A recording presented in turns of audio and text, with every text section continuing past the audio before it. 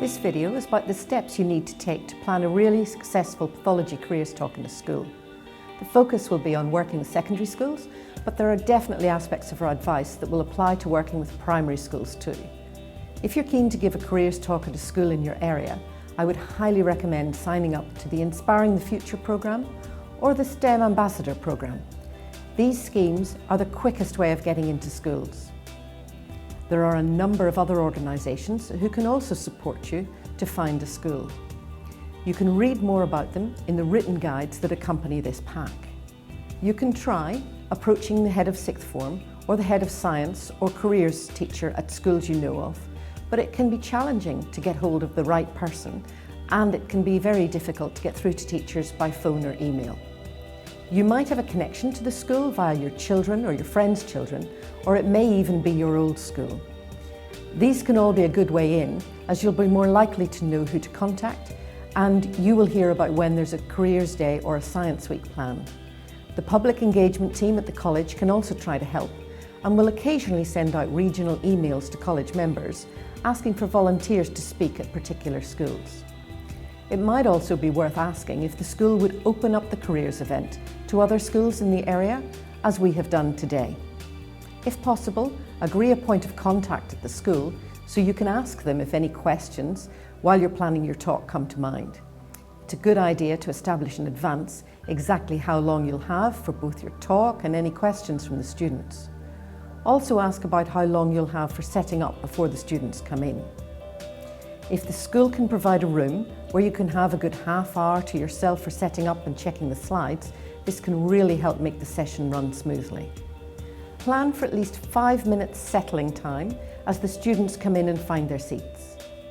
You don't need an overly long or detailed talk for school students, as I'll come on to next. Just a last point about liaising with the school in advance of your talk.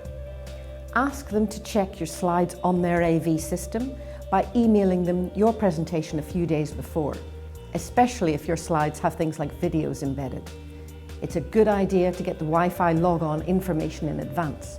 Again, anything that saves time on the day is a real plus. When you're planning your presentation, a good place to start is to use the PowerPoint template on the college website. This covers what pathology is and some of the larger specialties, and is a great basis for building your own talk. You can add in extra slides and information about your own specialty and career.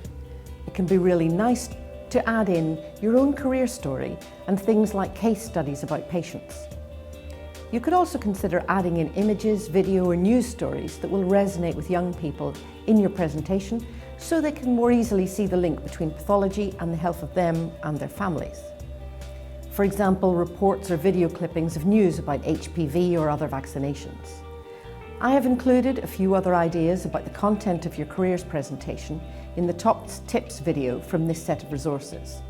In that video, and also in the accompanying written guide, you'll be signposted to various materials and content that will make your talk go down really well with school students. It is worth noting that the PowerPoint template that accompanies these videos has been developed with upper secondary school, in particular A-level students, in mind. If you're keen to give a pathology careers talk to younger or primary school pupils, then it would be advisable to amend and cut down the content of the template and make sure your presentation will engage the age group that are attending your talk.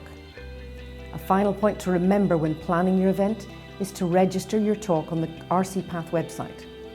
While a careers talk in a school is not normally open to the public, it is still worth registering where you're giving a talk, as the college can then get a sense of where these talks are happening regionally, and where appropriate share how our members are getting involved in our careers and public engagement work.